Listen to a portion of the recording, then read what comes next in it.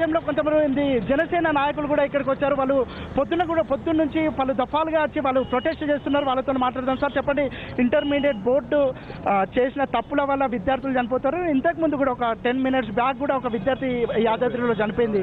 దీనిపైన జనసేన ప్రభుత్వానికి చేసే డిమాండ్లు ఏంటి? తప్పకుండా మీరు చూస్తే కనుక తెలంగాణ రావడానికి ముఖ్యమైన కారణం ఏంటంటే విద్యార్థుల ఆత్మహత్యలు చేసుకున్న దాని మీదే ఉద్యమాలు లేచి ఈ రోజున తెలంగాణ ప్రభుత్వం వచ్చింది.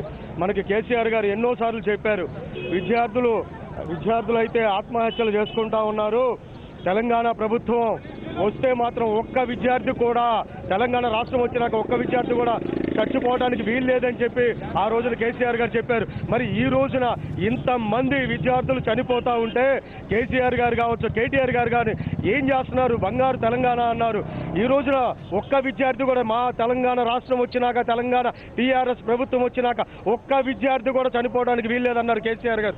ఎవడి కాలులో అయినా కాలులో ముళ్ళు గుచ్చుకుంటే పంటితో తీస్తానన్నారు. ఈ రోజున జనసేన పార్టీ తరఫున మేము డిమాండ్ చేస్తున్నాం, సార్ మీరు కాలులో ముళ్ళు గుచ్చుకుంటే పంటితో తీయడం పక్కన పెట్టండి, కానీ ఈ రోజున చూస్తే విద్యార్థులు చనిపోతున్నారు. ముళ్ళు గుచ్చుకోవడం కాదండి, వాళ్ళ తల్లిదండ్రుల గుండెల్లో బాణాలు గుచ్చుకున్నాయి పిల్లలు చనిపోవడం అంటే. కానీ మరి ఈ రోజున మీరు కూడా ముళ్ళు గుచ్చుకుంటేనే పంటితో తీస్తా అన్నారు. ప్రాణాలు పోతే కనీసం పలకరించడానికి వచ్చే దిక్కు లేకుండా పోవటం నిజంగా బాధాకరం. తెలంగాణ ఈ రోజున బడ్జెట్లో కూడా చూస్తే చాలా ముందు ఉంది. అన్ని రాష్ట్రాల కన్నా కూడా మిగులు బడ్జెట్ ఉంది. ఈ రోజున ఏదన్నా తేడా వచ్చిన రోజున రీవాల్యుయేషన్ డబ్బులు మీరే కట్టి, రీవాల్యుయేషన్తో ప్రాబ్లం వచ్చింది పిల్లలకి, నిజమే మేము చూసుకుంటాం, పిల్లలు ఎవరు ఆత్మహత్యలకు పాల్పడద్దని భరోసా ఇచ్చారా? మీ కేటీఆర్ గారు చూస్తే ఒకరోజు ఎప్పుడో వర్షం పడిందంట, చెట్టు చిన్న కొమ్మ ఇరిగి పడిందంట. కేటీఆర్ గారికి ఒక అతను ట్వీట్ చేశాడు, సార్ ఇక్కడ రోడ్డు బ్లాక్ అయింది, చిన్న కొమ్మ ఇరిగి పడిందని. కేటీఆర్ గారికి కోపం వచ్చిందంట. ఎరా నువ్వు మనిషి కాదా, నీకు బాధ్యత లేదా? రోడ్డు మీద కొమ్మ ఇరిగితే పక్కన తీసి పడేయటం నీకు తెలియదా అన్నారు కేటీఆర్ గారు. బాధ్యతను మీరు గుర్తు చేశారు.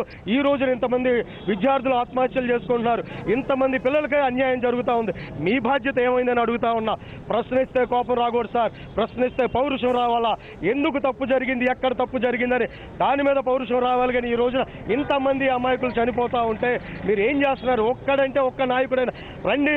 ఎడ్యుకేషన్ మినిస్టర్ ఏం చేస్తున్నాడు? వచ్చి ధర్నా చేసి బర్ణం చేయండి వాళ్ళని, అలాంటి వాళ్ళని తీసేయండి. మీరు ఇంటర్మీడియట్ బోర్డ్ ఆఫ్ చైర్మన్స్ ఏం చేస్తున్నారు? బోర్డ్ ఆఫ్ గ్రూప్ డైరెక్టర్లు ఏం చేస్తున్నారు? వాళ్ళందరినీ అంటే మీరు ఏదో ఇప్పుడు రీవాల్యుయేషన్ ఫీజు కట్టించేసి రీవాల్యుయేషన్ చేసేసి వాళ్ళకి ఏదో న్యాయం చేస్తున్నారంటే 17 మంది. సార్ మన ఇళ్లలో ఒక్క పిల్లోడు చచ్చిపోతే మనకెంత బాధ ఉంటుంది? మీ ఇళ్లలో ఒక్క పిల్లోడు చచ్చిపోతే మీకెంత బాధ ఉంటుందో ఒకసారి ఆలోచించుకోండి సార్. అమాయకులు అన్యాయంగా 99 మార్కులు వచ్చే వాళ్ళు 0 మార్కులతో వస్తే వాళ్ళ గుండె ఆగిపోతూ ఉంది. పేరెంట్స్ ఏమో ఎంత చెప్పినా పిల్లలు వినట్లేదు. ఆ 16, 17, 18 years మెచ్యూరిటీ ఉండదు ఆ పిల్లలకి. అలాంటి వయసులో వాళ్ళు ఈ రోజున అలా తప్పుడు నిర్ణయాలు, అఫ్కోర్స్ తప్పుడే, కానీ వాళ్ళకి తెలియదు, ఇమ్మెచ్యూర్డ్ నిర్ణయాలు తీసుకుంటా ఉంటే మీలాంటి గవర్నమెంట్ వాళ్ళు వచ్చి సార్ ఎవరు చేయకండి అమ్మా, మేము ఉన్నాం, మీకు తప్పు జరిగింది క్షమించండి, మేము చూసుకుంటామన్నా భరోసా ఒక్కడ కాకపోతే ఒక్కడన్నా ఇచ్చాడా?